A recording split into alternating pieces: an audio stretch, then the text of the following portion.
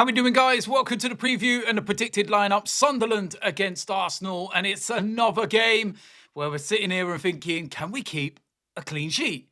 Can we stop a shot on target?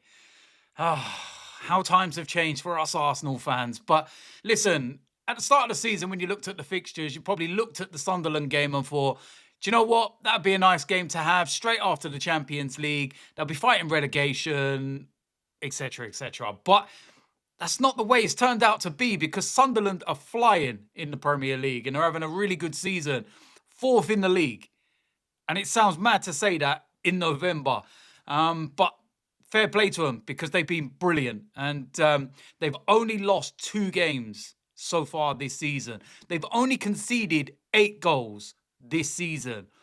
That's a lot less than Liverpool, and it's the same amount of goals conceded as Man City. So there's a reason why they, are where they are in the table. Of course, Granit Xhaka, what a player. I don't know how I feel about, facing Granit Xhaka in the Premier League. I think when he left, you thought that may well be it. Won everything with Leverkusen and has come back to the Premier League. But, listen, at the end of the day, it's business as usual. You've got to go out and do a job. And, he'll be thinking the exact same, and he's going to want to beat Arsenal at the end of the day. But, listen, we've got a lot of injuries, especially in the attacking areas. We know that.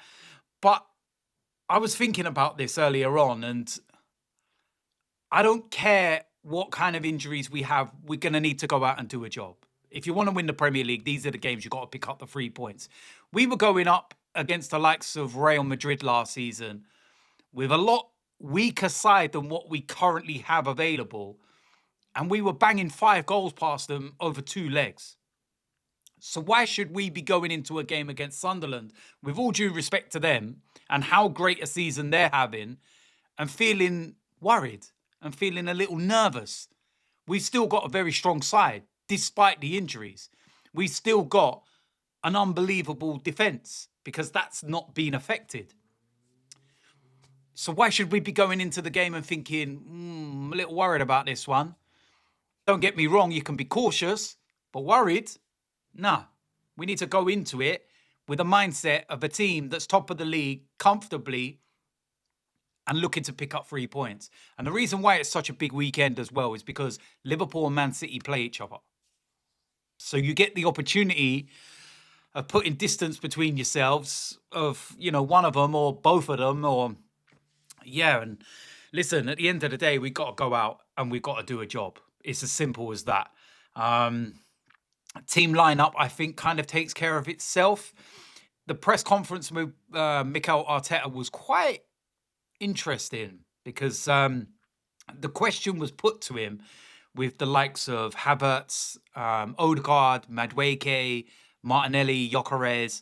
Are any of them going to be available and in contention? And he said that, he doesn't really want to give too much away, but it's not far from being correct that, none of them are available. But I got a feeling that one of them may well be. And a lot of people are saying, I hope it's Gyökeres. I don't think that's going to happen. I think he is out. Some are saying, okay, it'd be Martinelli, because he seems like the closest one. But I got a feeling that it's Noni Madueke. I don't know why, but I just got a feeling it's him. The international, games are coming up after this, and I think an international break has probably came at the right time for us, because it gives us that opportunity to get all of the players back. If Madueke is involved, then there's no risk of sending him off to international duty, because the squad's been announced and everything. So, it's a weird one. But I think that, Madueke may well be the player that is available. Won't start the game, but having him back and on the bench and an option, that's big. That could be very big. We just got to go out and do the job. Get the 3 points. If we can keep a clean sheet along the way as well, make it 9 in a row, then so be it. But the most important thing is 3 points. And listen, Sunderland at home, stadium alight, fans behind them. It'll be a tough game. Very tough game. Granit Xhaka pulling the strings. We know what we need to do. It's as simple as that. So with that said, let's go and get into the 11. In goal, David Raya. Straightforward, Very simple. Can he make it 9 clean sheets in a row? He may well have the Golden Glove sewn up before Christmas at this rate. It's ridiculous. Right back, Jurriën Timber. Again, a very, very straightforward one. Right centre-back, William Saliba. Again, a very, very straightforward one. Left centre-back, Gabriel. Again, a very, very straightforward one. The leader. It's that simple. Left back. This is where I suppose we've got some options. And I do feel for this game, it will be Calafiori that comes back into the side.